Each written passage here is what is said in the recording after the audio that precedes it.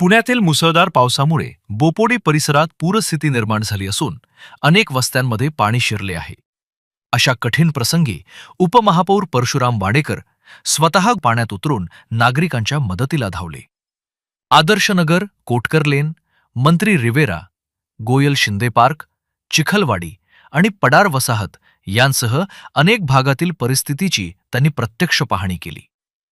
पूरग्रस्त नागरिकांशी संवाद साधत तातडीने मदतकार्य, पाणी उपसा, स्वच्छता आणि आरोग्यविषयक उपाययोजना सुरू करण्याचे आदेश संबंधित अधिकाऱ्यांना दिले. यावेळी वाडेकर यांनी नदी सुधार प्रकल्पातील दुर्लक्षावरही गंभीर प्रश्न उपस्थित करत नदीतील पर्यायी पुलांचे सांगाडे पाण्याच्या प्रवाहाला अडथळा ठरत असल्याचा आरोप केला. नागरिकांच्या सुरक्षिततेसाठी प्रशासन सतर्क असून या प्रश्नावर आयुक्तांच्या उपस्थितीत उद्या महत्त्वाची बैठक होणार आहे. संकटाच्या काळात लोकांसोबत उभे राहणे हीच खरी लोकसेवा.